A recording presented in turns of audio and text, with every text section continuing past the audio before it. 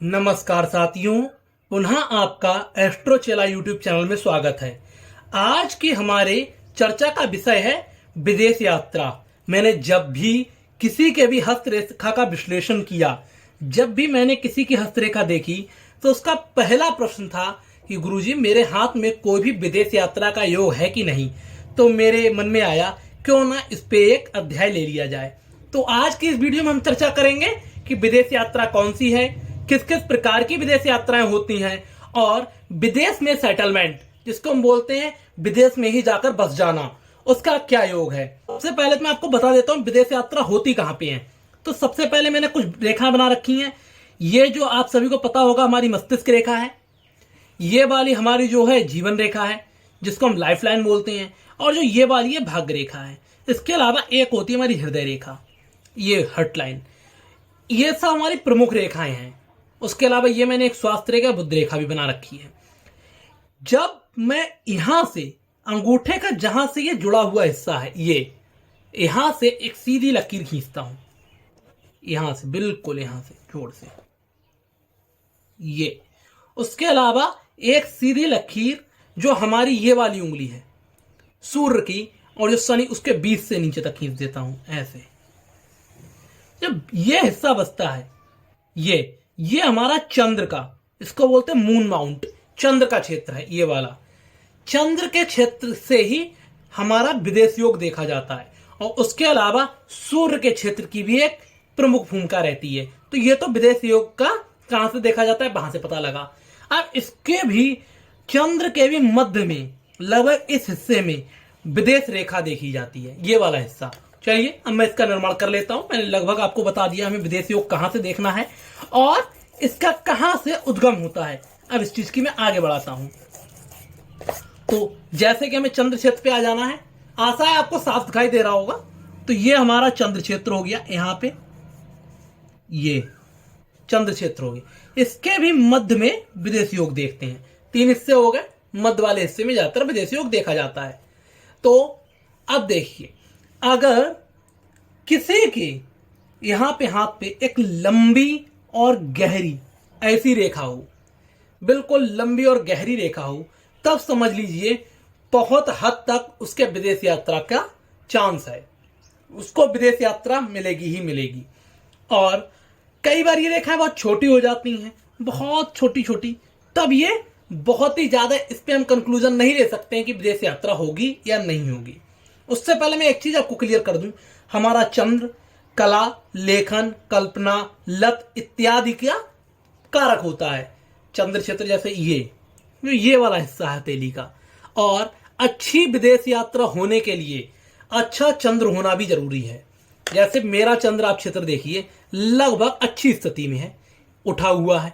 अगर किसी के बहुत दब जाए, या यहाँ पे कोई एक तिल हो बड़ा सा, या कोई गड्ढा हो यहाँ पे, या इस तरीके से अति उठ जाए, ऐसे में जैसे मैं ऐसी स्थिति बना रहा हूं तो इसमें गड्ढे दिखाई दे रहे हैं, ऐसा उसका नॉर्मल होने पे भी ऐसा ही दिखाई दे, तब कितनी भी अच्छी विदेश यात्रा की रेखा हो, हम ये नहीं कह सकते उसको विदेश यात्रा मिलेगी।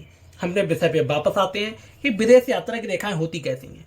अगर ऐसी स्पष्ट और लंबी रेखा आई है, तब यह बताता है कि अच्छी दूरी की विदेश यात्रा होगी। सहसा जो हमारे नॉर्थ इंडिया में रहते हैं, जो उत्तर भारत में है, नेपाल और भूटान उनके बहुत पास है। तो मजाक में हम कुछ लोग कभी कभी बोलते हैं कि आप तो नेपाल चले जाएंगे। ऐसा नहीं है। जब भी ये लंबी यात्रा का योग बनाती है, जब ये गहरी और लंबी होती है, इसका मतलब काफी दूरी की विदेश यात्रा मिलेगी। फॉरेन ट्रैवल आपको यूरोपियन देशों तक का मिल सकता है। उसके अलावा कई बार हमारी विदेश यात्रा में त्रुटियां होती हैं। अब मैं उनकी चर्चा कर लेता हूं। अगर विदेश यात्रा की जो रेखा है वह ऐसे टूटी हुई है, आधी रेखा गई फिर उसके बाद आधी आई, ऐसी रेखा अच्छी नहीं है। यह बताती है यात्रा पूर्ण होने में बहुत ही प्रॉब्लम आएगी, यात्रा में विलंब हो सकता है, या कोई ना कोई पैसे के लेकर दिक्कत बनेगी, कोई ना कोई प्रॉब्लम जरूर आएगी। यह हुआ पहला तरीका, पहला। दूसरा, अगर यात्रा के रेखा के बीच में द्वीप है, ऐसे मैंने आपको कई बार बताया, द्वीप कहीं पे भी अच्छा नहीं, हमारे हाथ में कहीं पे भी आ जाए। अगर ऐसा द्वीप है, ऐसे में दिखाई देगा हमें शारीरिक तौर की कोई समस्या आ सकती है, हमें आ सकती है, या हमारे पार्टनर को जो हमारे साथ गया है उसको दुख मिलेगा, लेकिन बाद में ये यात्रा सही हो जाएगी, ये दिखाती है।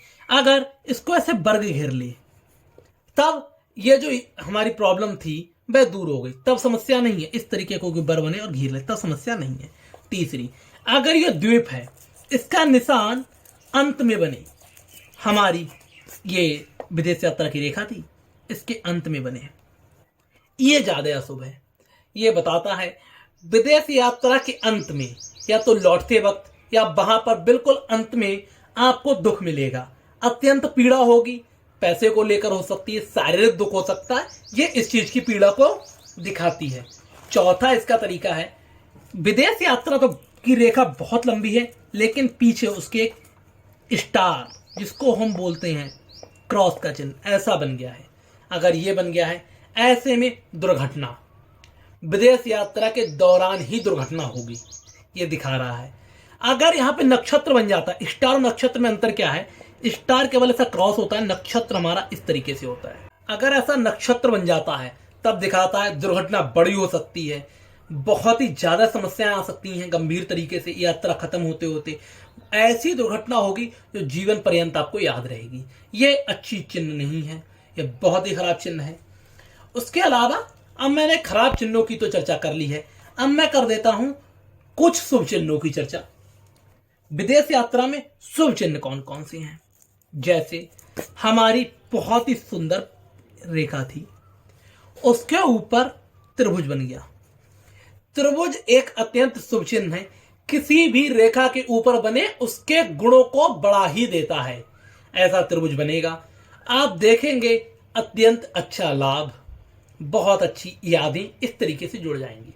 अगर विदेश यात्रा आपकी व्यापार से संबंधित है, व्यापारिक दृष्टि से गई है, तब आपको बड़ा कॉन्ट्रैक्ट मिल सकता है, बहुत शुभ डील हो सकती है। उसके अलावा त्रिशूल हो गया, त्रिशूल का चिन्ह उसके आसपास बन जाए, इसी रेखा के आसपास कहीं ऐसा एक चिन्ह आ जाए, ऐसा, तब भी ये शुभ लक्षण है।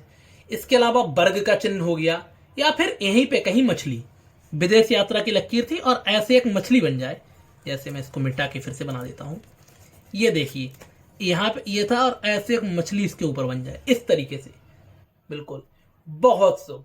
धन की उत्तम स्थिति ये बनाता है, उत्तम दृष्टि धन के लिए तैयार कर देता है।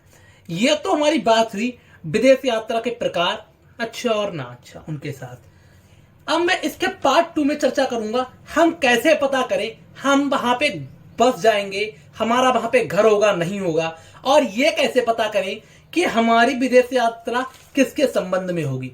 आशा करता हूं आप कुछ ना कुछ सीखे जरूर होंगे। कृपया करके वीडियो को लाइक करें, चैनल को सब्सक्राइब करें, और मैं चाहता हूं जल्दी से जल्दी मेरे 1 लाख सब्सक्राइबर पहुंचे। और आपका सब्सक्राइब करने के लिए धन्यवाद।